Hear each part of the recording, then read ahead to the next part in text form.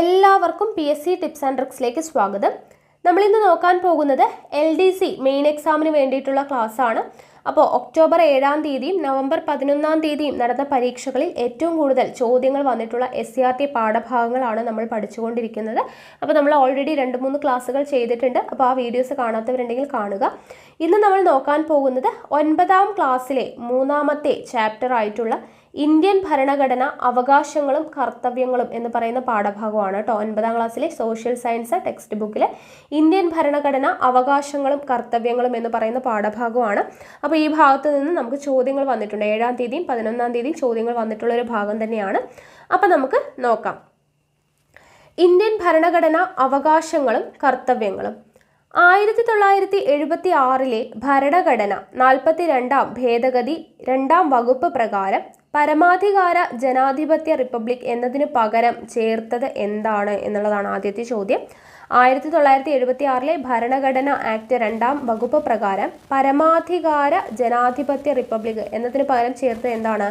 പരമാധികാര സ്ഥിതി സമത്വ മതേതര ജനാധിപത്യ റിപ്പബ്ലിക് എന്നാണ് കേട്ടോ. പരമാധികാര സ്ഥിതി സമത്വ മതേതര ജനാധിപത്യ റിപ്പബ്ലിക് എന്നാണ്. അതിന് ഇംഗ്ലീഷിൽ പറയുകയാണെങ്കിൽ sovereign socialist secular democratic republic എന്നുള്ളതാണ് ചേർത്തത്. ഓക്കെ.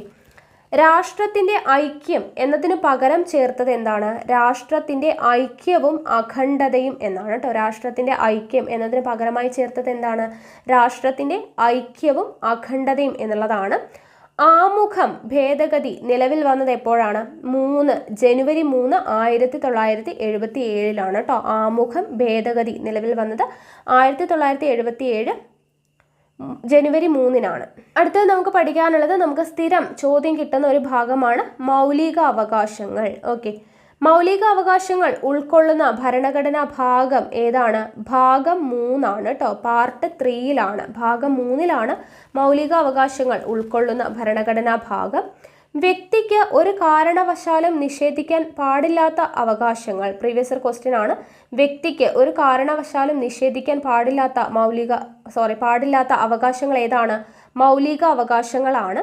മൗലിക അവകാശങ്ങൾ രൂപപ്പെടുത്തുന്നതിൽ സ്വാധീനം ചെലുത്തിയ ഭരണഘടന അമേരിക്കൻ ഭരണഘടന. മൗലികാവകാശങ്ങൾ നമ്മൾ ഇന്ത്യൻ ഭരണഘടന കൈക്കൊണ്ടിരിക്കുന്നത് എവിടെ നിന്നാണ്? കടമെടുത്തിരിക്കുന്നത് അമേരിക്കൻ ഭരണഘടനയിൽ നിന്നാണ്. ഇന്ത്യൻ ഭരണഘടന പ്രദാനം ചെയ്യുന്ന മൗലികാവകാശങ്ങളുടെ എണ്ണം എത്രയാണ്? 6 മൗലികാവകാശങ്ങളാണ് ഉള്ളത്. ഓക്കെ, 6 മൗലികാവകാശങ്ങൾ. ഇന്ത്യൻ ഭരണഘടന ഉറപ്പു നൽകുന്ന മൗലിക അവകാശങ്ങൾ ഏതൊക്കെയാണ്? 1 സമത്വത്തിനുള്ള അവകാശം, 2 സ്വാതന്ത്ര്യത്തിനുള്ള അവകാശം, 3 ചൂഷണത്തിനെതിരായുള്ള അവകാശം, മതസ്വാതന്ത്ര്യത്തിനുള്ള അവകാശം, സാംസ്കാരികവും വിദ്യാഭ്യാസപരവുമായ അവകാശം, ഭരണഘടനാപരമായ പരിഹാരം കാണുന്നതിനുള്ള അവകാശം. അപ്പോൾ താഴെ തന്നിട്ടുള്ളവയിൽ മൗലികാവകാശങ്ങളിൽ പെടാത്തത് ഏത് എന്നൊക്കെ നമുക്ക് ചോദ്യങ്ങൾ വരാം. ഓക്കെ. അപ്പോൾ 6 മൗലികാവകാശങ്ങൾ കൃത്യമായിട്ട് പഠിച്ചു വച്ചേക്കുക. സമത്വത്തിനുള്ള അവകാശം, സ്വാതന്ത്ര്യത്തിനുള്ള അവകാശം, ചൂഷണത്തിനെതിരായുള്ള അവകാശം, മതസ്വാതന്ത്ര്യത്തിനുള്ള അവകാശം, സാംസ്കാരികവും വിദ്യാഭ്യാസപരവുമായ അവകാശം, ഭരണഘടനാപരമായ പരിഹാരം കാണുന്നതിനുള്ള അവകാശം. ഇനി നമുക്ക് ഓരോ മൗലിക അവകാശങ്ങളും അതിനെക്കുറിച്ച് ഡീറ്റെയിൽ ആയിട്ട് നോക്കാം. സമത്വത്തിനുള്ള അവകാശമാണ് ആദ്യം. സമത്വത്തിനുള്ള അവകാശത്തിൽ ഉൾക്കൊള്ളിച്ചിട്ടുള്ള ആശയങ്ങൾ, ഇത് പ്രീവിയസ് ഇയറിൽ ചോദിച്ചിട്ടുള്ളതാണ് കേട്ടോ. ഒക്ടോബർ 7-ാം തീയതി നമുക്ക് ചോദ്യം വന്നിട്ടുണ്ടെന്നാണ് എൻ്റെ ഒരു ഓർമ്മ. സമത്വത്തിനുള്ള അവകാശത്തിൽ ഉൾപ്പെടാത്തത് ഏത്? അങ്ങനെ ഒരു ചോദ്യം വന്നിട്ടുണ്ടായിരുന്നു. ഏതാണ്? നിയമത്തിന് മുന്നിൽ സമത്വം ഉറപ്പാക്കൽ. സമത്വത്തിനുള്ള അവകാശത്തിൽ ഉൾക്കൊള്ളിച്ചിട്ടുള്ള ആശയങ്ങളാണ് നമുക്ക് പറഞ്ഞിരിക്കുന്നത്. നിയമത്തിന് മുന്നിൽ സമത്വം ഉറപ്പാക്കൽ, ജാതി, മതം, വർഗം, ലിംഗം, ജനനസ്ഥലം എന്നിവയുടെ അടിസ്ഥാനത്തിലുള്ള വിവേചനം നിരോധിക്കൽ, പൊതു നിയമനങ്ങളിൽ അവസര സമത്വം ഉറപ്പാക്കൽ, തൊട്ടുകൂടായ്മ നിർത്തലാക്കൽ, സ്ഥാനപ്പേരുകൾ നിർത്തലാക്കൽ. ഓക്കെ, എന്തൊക്കെയാണ്? ഒന്നുകൂടെ പറയാം. സമത്വത്തിനുള്ള അവകാശത്തിൽ ഉൾക്കൊള്ളിച്ചിട്ടുള്ള ആശയങ്ങൾ: 1 നിയമത്തിനു മുന്നിൽ സമത്വം ഉറപ്പാക്കൽ, ജാതി, മതം, വർഗം, ലിംഗം, ജനനസ്ഥലം എന്നിവയുടെ അടിസ്ഥാനത്തിലുള്ള വിവേചനം നിരോധിക്കൽ, പൊതു നിയമനങ്ങളിൽ അവസര സമത്വം ഉറപ്പാക്കൽ, തൊട്ടുകൂടായ്മ നിർത്തലാക്കൽ, സ്ഥാനപ്പേരുകൾ നിർത്തലാക്കൽ. എന്നാൽ സ്ത്രീകൾ, കുട്ടികൾ, പിന്നാക്ക വിഭാഗങ്ങൾ എന്നിവർക്ക് പ്രത്യേക പരിഗണന നൽകുന്നത് സമത്വത്തിനുള്ള അവകാശത്തിന് എതിരല്ല. ഓക്കെ, ആ പോയിന്റും കൂടെ നോട്ട് ചെയ്ത് വെച്ചേക്കാം. എന്നാൽ സ്ത്രീകൾ, കുട്ടികൾ, പിന്നോക്ക വിഭാഗങ്ങൾ എന്നിവർക്ക് പ്രത്യേക പരിഗണന നൽകുന്നത് സമത്വത്തിനുള്ള അവകാശത്തിന് എതിരല്ല എന്നുള്ള കാര്യം കൂടെ നോട്ട് ചെയ്ത് വെച്ചേക്കുക. നിലവിലുള്ള നിയമവ്യവസ്ഥയ്ക്ക് മുന്നിൽ എല്ലാ പൗരന്മാരും സമന്മാരാണ് എന്നതുകൊണ്ട് ഉദ്ദേശിക്കുന്നത് എന്താണ്? നിയമത്തിന് മുന്നിലെ സമത്വമാണ്. ഓക്കെ, നിലവിലുള്ള നിയമവ്യവസ്ഥയ്ക്ക് മുന്നിൽ എല്ലാ പൗരന്മാരും സമന്മാരാണ് എന്നതുകൊണ്ട് ഉദ്ദേശിക്കുന്നത് എന്താണ്? നിയമത്തിന് മുന്നിലെ സമത്വമാണ്. തൊട്ടുകൂടായ്മ നിരോധന നിയമം നിലവിൽ വന്നത് 1955 തൊട്ടുകൂടായ്മ നിരോധന നിയമം നിലവിൽ വന്നത് 1955 സ്ഥാനപ്പേരുകൾ നിർത്തലാക്കൽ എന്ന് പറഞ്ഞല്ലേ. അപ്പോൾ അതിനെക്കുറിച്ച് നോക്കാം. ബ്രിട്ടീഷ് ഭരണകാലത്ത് അവരുടെ താൽപ്പര്യങ്ങൾ സംരക്ഷിക്കാൻ സഹായിക്കുന്ന ഇന്ത്യക്കാരായ ഉദ്യോഗസ്ഥർക്ക് സ്ഥാനപ്പേരുകളും പദവികളും നൽകിയിരുന്നു. ബ്രിട്ടീഷ് ഭരണകാലത്ത് അവരുടെ താൽപ്പര്യങ്ങൾ സംരക്ഷിക്കാൻ സഹായിക്കുന്ന ഇന്ത്യക്കാരായ ഉദ്യോഗസ്ഥർക്ക് സ്ഥാനപ്പേരുകളും പദവികളും നൽകിയിരുന്നു. സാമ്രാജ്യത്വ താൽപ്പര്യം സംരക്ഷിക്കുന്നതിന് വേണ്ടി ഇത്തരം പദവികൾ ദുരുപയോഗം ചെയ്യുന്നതിനെ ഇന്ത്യൻ ദേശീയ പ്രസ്ഥാനം എതിർത്തിരുന്നു. ഇത്തരം സ്ഥാനപ്പേരുകൾ അസമത്വത്തിന് കാരണമാകുന്നതിനാൽ ഇന്ത്യൻ ഭരണഘടന സ്ഥാനപ്പേരുകൾ നിർത്തലാക്കി. ഇത്തരം സ്ഥാനപ്പേരുകൾ അസമത്വത്തിന് കാരണമാകുന്നതിനാൽ ഇന്ത്യൻ ഭരണഘടന സ്ഥാനപ്പേരുകൾ എന്ത് ചെയ്തു? നിർത്തലാക്കി എന്നാണ് പറയുന്നത്. ഓക്കെ, അടുത്ത മൗലികാവകാശമാണ് സ്വാതന്ത്ര്യത്തിനുള്ള അവകാശം. സ്വാതന്ത്ര്യത്തിനുള്ള അവകാശം: 1. സംസാരത്തിനും ആശയപ്രകടനത്തിനുമുള്ള സ്വാതന്ത്ര്യം. ഓക്കെ, സ്വാതന്ത്ര്യം എന്ന് പറയുമ്പോൾ സംസാരത്തിനും ആശയപ്രകടനത്തിനുമുള്ള സ്വാതന്ത്ര്യം. 2. ആയുധങ്ങൾ കൂടാതെ സമാധാനപരമായി സമ്മേളിക്കാനുള്ള സ്വാതന്ത്ര്യം. ഇതാണ് നമുക്ക് 11-ാം തീയതി ചോദിച്ചത്. ആയുധങ്ങൾ കൂടാതെ സമാധാനപരമായി സമ്മേളിക്കാനുള്ള സ്വാതന്ത്ര്യം എന്തിൽ ഉൾപ്പെടുന്നതാണ് എന്നുള്ളതാണ്. ഓപ്ഷനിൽ സ്വാതന്ത്ര്യത്തിനുള്ള അവകാശം കൊടുത്തിട്ടുണ്ടായിരുന്നു. ഓക്കെ, അപ്പോൾ അത്രത്തോളം ഇമ്പോർട്ടൻസ് കൊടുത്തിട്ട് ഈ ഭാഗങ്ങളൊക്കെ തന്നെ പഠിക്കുക കേട്ടോ. അടുത്തത് സംഘടനകൾ രൂപീകരിക്കാനുള്ള സ്വാതന്ത്ര്യം.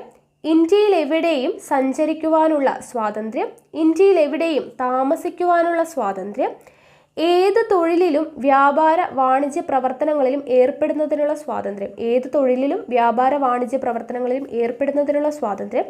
ജീവനും വ്യക്തി സ്വാതന്ത്ര്യത്തിനുമുള്ള സംരക്ഷണം. ജീവനും വ്യക്തി സ്വാതന്ത്ര്യത്തിനുമുള്ള സംരക്ഷണം. 6 മുതൽ 14 വയസ്സുവരെയുള്ള എല്ലാ കുട്ടികൾക്കും നിർബന്ധിതവും സൗജന്യവുമായ വിദ്യാഭ്യാസത്തിനുള്ള അവകാശം. 6 മുതൽ 14 വയസ്സുവരെയുള്ള എല്ലാ കുട്ടികൾക്കും നിർബന്ധിതവും സൗജന്യവുമായ വിദ്യാഭ്യാസത്തിനുള്ള അവകാശം. അന്യായമായ അറസ്റ്റിലും തടങ്കലിനുമെതിരായ സംരക്ഷണം. അന്യായമായ അറസ്റ്റിനും തടങ്കലിനുമെതിരായ സംരക്ഷണം. അപ്പോൾ ഇത്രയുമാണ് സ്വാതന്ത്ര്യത്തിനുള്ള അവകാശത്തിൽ വരുന്നത്.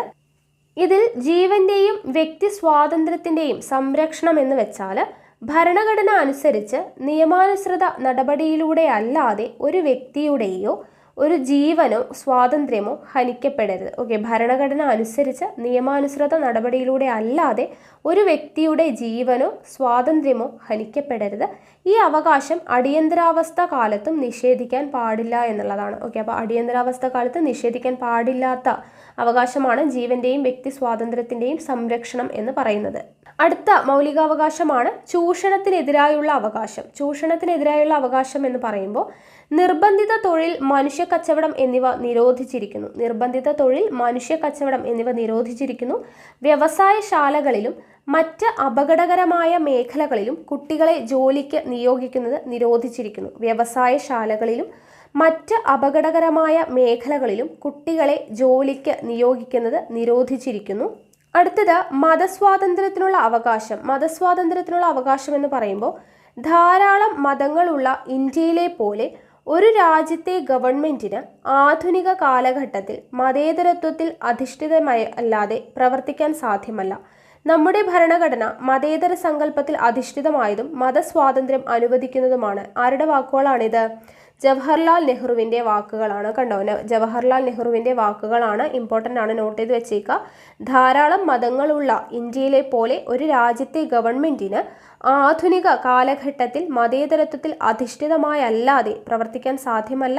നമ്മുടെ ഭരണഘടന മതേതര സങ്കല്പത്തിൽ അധിഷ്ഠിതമായതും മതസ്വാതന്ത്ര്യം അനുവദിക്കുന്നതുമാണ് എന്നുള്ളത് ജവഹർലാൽ നെഹ്റുവിൻ്റെ വാക്കുകളാണ് എന്നുള്ളത് ഓർത്തിരിക്കുക കേട്ടോ. അപ്പോൾ മതസ്വാതന്ത്ര്യത്തിനുള്ള അവകാശം എന്ന് പറഞ്ഞു. അതിൽ ബാക്കിയുള്ള പോയിന്റ്സ് നോക്കാം. സ്വതന്ത്രമായി ഏതു മതത്തിലും വിശ്വസിക്കുന്നതിനും ആചരിക്കുന്നതിനും പ്രചരിപ്പിക്കുന്നതിനുമുള്ള അവകാശം. സ്വതന്ത്രമായി ഏതു മതത്തിലും വിശ്വസിക്കുന്നതിനും ആചരിക്കുന്നതിനും പ്രചരിപ്പിക്കുന്നതിനുമുള്ള അവകാശം.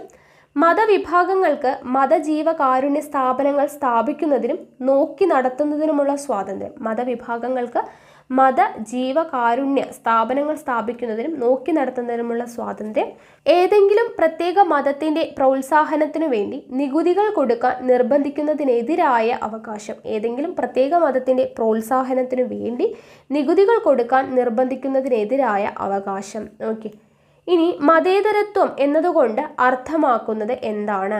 മതേതരത്വം എന്നതുകൊണ്ട് അർത്ഥമാക്കുന്നത് ഇന്ത്യക്ക് ഒരു ഔദ്യോഗിക മതമില്ല, ഒരു മതത്തെയും ഇന്ത്യ പ്രോത്സാഹിപ്പിക്കുന്നതുമില്ല, എന്നാൽ മതസ്വാതന്ത്ര്യം ഭരണഘടന ഉറപ്പു നൽകുന്നു. ഇതാണ് മതേതരത്വം എന്നതുകൊണ്ട് ഉദ്ദേശിക്കുന്നത് കേട്ടോ. മതേതരത്വം എന്നതുകൊണ്ട് ഉദ്ദേശിക്കുന്നത് എന്താണ്?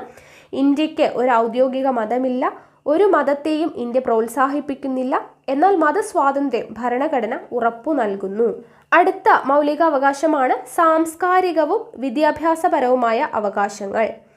ന്യൂനപക്ഷ വിഭാഗങ്ങളുടെ അവകാശങ്ങൾ സംരക്ഷിക്കുന്നതിനാണ് സാംസ്കാരികവും വിദ്യാഭ്യാസപരവുമായ അവകാശങ്ങൾ ഭരണഘടനയിൽ ഉൾപ്പെടുത്തിയിരിക്കുന്നത്. ഇതും പ്രീവിയസ് ഇയറിൽ ചോദിച്ചിട്ടുള്ളതാണ്. ന്യൂനപക്ഷ വിഭാഗങ്ങളുടെ അവകാശങ്ങൾ സംരക്ഷിക്കുന്നത് ഏത് മൗലികാവകാശത്തിൽ വരുന്നതാണ്? സാംസ്കാരികവും വിദ്യാഭ്യാസപരവുമായ അവകാശങ്ങളിൽ ഉൾപ്പെട്ടിരിക്കുന്നതാണ് കേട്ടോ. നോട്ട് ചെയ്ത് വെച്ചേക്കാം. അവരുടെ ഭാഷ, ലിപി, സംസ്കാരം എന്നിവയുടെ സംരക്ഷണം, മതഭാഷ ന്യൂനപക്ഷങ്ങൾക്ക് സ്വന്തം ഇഷ്ടപ്രകാരം വിദ്യാഭ്യാസ സ്ഥാപനങ്ങൾ ആരംഭിക്കുന്നതിനുള്ള അവകാശം. അപ്പോൾ ഇത്രയുമാണ് എന്തിൽ വരുന്നത്? സാംസ്കാരികവും വിദ്യാഭ്യാസപരവുമായ അവകാശങ്ങളിൽ വരുന്നത്. അടുത്ത മൗലികാവകാശം ഭരണഘടനാപരമായ പരിഹാരം കാണാനുള്ള അവകാശമാണ്. ഒരു വ്യക്തിക്ക് മൗലികാവകാശങ്ങൾ ലംഘിക്കപ്പെട്ടാൽ അവ പുനഃസ്ഥാപിക്കുന്നതിന് സുപ്രീം കോടതിയെയോ ഹൈക്കോടതിയെയോ നേരിട്ട് സമീപിക്കാനുള്ള അവകാശമാണ് ഭരണഘടനാപരമായ പരിഹാരം കാണാനുള്ള അവകാശം. ഓക്കെ, ഒരു വ്യക്തിക്ക് മൗലികാവകാശങ്ങൾ ലംഘിക്കപ്പെട്ടാൽ അവ പുനഃസ്ഥാപിക്കുന്നതിന് സുപ്രീം കോടതിയെയോ ഹൈക്കോടതിയെയോ നേരിട്ട് സമീപിക്കാനുള്ള അവകാശമാണ് ഭരണഘടനാപരമായ പരിഹാരം കാണാനുള്ള അവകാശം. മൗലികാവകാശങ്ങൾ പുനഃസ്ഥാപിക്കാൻ വേണ്ടി കോടതികൾ പുറപ്പെടുവിക്കുന്ന ഉത്തരവുകളാണ് എന്ത്? റിട്ട് എന്ന് പറയുന്നത്. നമ്മൾ റിട്ടുകളെ കുറിച്ച് പണ്ട് നമ്മൾ മുന്നേ വീഡിയോ ചെയ്തിട്ടുണ്ട് ഡീറ്റെയിൽ ആയിട്ടല്ലേ. മൗലികാവകാശങ്ങൾ പുനഃസ്ഥാപിക്കാൻ വേണ്ടി കോടതികൾ പുറപ്പെടുവിക്കുന്ന ഉത്തരവുകളാണ് എന്ത്? റിട്ട്. ഈ ഭരണഘടനയിൽ ഏറ്റവും പ്രധാനപ്പെട്ട വകുപ്പ് ഏതാണെന്ന് ചോദിച്ചാൽ എൻ്റെ ഉത്തരം ഭരണഘടനാപരമായ പരിഹാരം കാണാനുള്ള അവകാശം എന്നാണ്. ഇത് ഇന്ത്യൻ ഭരണഘടനയുടെ ഹൃദയവും ആത്മാവുമാണ്. ഇങ്ങനെ പറഞ്ഞത് ആരാണ്? അംബേദ്കർ ആണ്. നോക്കൂ, ഡോക്ടർ BR അംബേദ്കർ ആണ് പറഞ്ഞത്. ഇതും പ്രീവിയസ് ഇയറിൽ ചോദിച്ചിട്ടുള്ളതാണ്. എങ്ങനെയാണ് ചോദിച്ചിട്ടുണ്ടായിരുന്നത്? ഇത്, അതായത് ഇന്ത്യൻ ഭരണഘടനയുടെ ഹൃദയവും ആത്മാവുമാണ് എന്ന് ഡോക്ടർ അംബേദ്കർ പറഞ്ഞ എന്താണ് അവകാശം ഏതാണ് എന്നുള്ളതാണ്, മൗലികാവകാശം ഏതാണ് എന്നുള്ളതാണ് ചോദിച്ചിട്ടുണ്ടായിരുന്നത്. ഭരണഘടനാപരമായ പരിഹാരം കാണാനുള്ള അവകാശമാണ്. ഓക്കെ, ഇനി ഈ ഭരണഘടനയിൽ ഏറ്റവും പ്രധാനപ്പെട്ട വകുപ്പ് ഏതാണെന്ന് ചോദിച്ചാൽ എൻ്റെ ഉത്തരം ഭരണഘടനാപരമായ പരിഹാരം കാണാനുള്ള അവകാശമാണ് എന്നാണ്. ഇത് പറഞ്ഞത് ആരെ എന്ന് ചോദിച്ചാൽ ഡോക്ടർ BR അംബേദ്കർ ആണ്. ഇനി ഡോക്ടർ BR അംബേദ്കർ ഇന്ത്യൻ ഭരണഘടനയുടെ ഹൃദയവും ആത്മാവും എന്ന് വിശേഷിപ്പിച്ചത് ഏതാണെന്ന് ചോദിച്ചാൽ ഭരണഘടനാപരമായ പരിഹാരം കാണാനുള്ള അവകാശം എന്നാണ്. ഓക്കെ, അപ്പോൾ ഇമ്പോർട്ടൻ്റ് ആണ്, നോട്ട് ചെയ്ത് വെച്ചേക്കുക. റിട്ടുകൾ പുറപ്പെടുവിക്കാൻ അധികാരമുള്ളത് ആർക്കാണ്? സുപ്രീം കോടതിക്കും ഹൈക്കോടതികൾക്കുമാണ്. ഓക്കെ, റിട്ടുകൾ പുറപ്പെടുവിക്കാൻ അധികാരമുള്ളത് സുപ്രീം കോടതിക്കും ഹൈക്കോടതികൾക്കുമാണ്. 5 തരം റിട്ടുകളാണുള്ളത്. റിട്ടുകളെ കുറിച്ച് നമ്മൾ ഡീറ്റെയിൽ ആയിട്ട് പഠിച്ചിട്ടുള്ളതാണ്. എങ്കിലും നോക്കുക, 5 തരം റിട്ടുകൾ ഏതൊക്കെയാണ്? Habeas corpus, mandamus, quo warranto, certiorari, prohibition. Okay, habeas corpus, mandamus, quo warranto, certiorari, prohibition. അടുത്തത് നിർദ്ദേശക തത്വങ്ങളാണ് കേട്ടോ. മൗലികാവകാശങ്ങൾ പഠിച്ചു കഴിഞ്ഞു. നിർദ്ദേശക തത്വങ്ങൾ നോക്കാം. നിർദ്ദേശക തത്വങ്ങൾ ഭരണഘടനയിൽ ഉൾപ്പെടുത്തിയിരിക്കുന്ന ഭാഗം 4 ആണ്. മൗലികാവകാശങ്ങൾ ഭാഗം 3 ആയിരുന്നു. നിർദ്ദേശക തത്വങ്ങൾ ഉൾപ്പെടുത്തിയിരിക്കുന്നത് ഭാഗം 4-ലാണ്. ഒരു ക്ഷേമ രാഷ്ട്രം സൃഷ്ടിക്കുന്നതിന് സഹായകമാകുന്ന സാമൂഹിക, സാമ്പത്തിക, രാഷ്ട്രീയ പരിപാടികളാണ് നിർദ്ദേശക തത്വങ്ങളിൽ ഉൾക്കൊള്ളിച്ചിരിക്കുന്നത്. ഓക്കെ, ഒരു ക്ഷേമ രാഷ്ട്രം സൃഷ്ടിക്കുന്നതിന് സഹായകമാകുന്ന സാമൂഹിക, സാമ്പത്തിക, രാഷ്ട്രീയ പരിപാടികളാണ് നിർദ്ദേശക തത്വങ്ങളിൽ ഉൾക്കൊള്ളിച്ചിരിക്കുന്നത്. മൗലികാവകാശങ്ങളിൽ ഉൾപ്പെടുത്താൻ സാധിക്കാതിരുന്ന ചില അവകാശങ്ങളും നിർദ്ദേശക തത്വങ്ങളിൽ ഉൾപ്പെടുത്തിയിട്ടുണ്ട്. മൗലികാവകാശങ്ങളിൽ ഉൾപ്പെടുത്താൻ സാധിക്കാതിരുന്ന ചില അവകാശങ്ങളും നിർദ്ദേശക തത്വങ്ങളിൽ ഉൾപ്പെടുത്തിയിട്ടുണ്ട്. നിർദ്ദേശക തത്വങ്ങൾ സംരക്ഷിച്ചു കിട്ടുന്നതിന് കോടതിയെ സമീപിക്കാൻ കഴിയില്ല. നിർദ്ദേശക തത്വങ്ങൾ സംരക്ഷിച്ചു കിട്ടുന്നതിന് കോടതിയെ സമീപിക്കാൻ കഴിയില്ല. മഹാത്മാഗാന്ധിയുടെ ആശയങ്ങൾ പലതും നിർദ്ദേശക തത്വങ്ങളിൽ ഉൾപ്പെടുത്തിയിട്ടുണ്ട്. മഹാത്മാഗാന്ധിയുടെ ആശയങ്ങൾ പലതും നിർദ്ദേശക തത്വങ്ങളിൽ ഉൾപ്പെടുത്തിയിട്ടുണ്ട്. എല്ലാ ജനങ്ങളുടെയും ക്ഷേമം ലക്ഷ്യമാക്കി നയങ്ങൾ ആവിഷ്കരിക്കുകയും നടപ്പിലാക്കുകയും ചെയ്യുന്ന രാഷ്ട്രമാണ് ക്ഷേമരാഷ്ട്രം. എല്ലാ ജനങ്ങളുടെയും ക്ഷേമം ലക്ഷ്യമാക്കി നയങ്ങൾ ആവിഷ്കരിക്കുകയും നടപ്പിലാക്കുകയും ചെയ്യുന്ന രാഷ്ട്രം ക്ഷേമരാഷ്ട്രം. നിർദ്ദേശക തത്വങ്ങളിൽ ഉൾപ്പെടുത്തിയിട്ടുള്ള ഗാന്ധിജിയുടെ ചില ആശയങ്ങളാണ് പറയുന്നത്. 1. ഗ്രാമപഞ്ചായത്ത് സംഘടിപ്പിക്കൽ. 2. കുടിൽ വ്യവസായം പ്രോത്സാഹിപ്പിക്കൽ.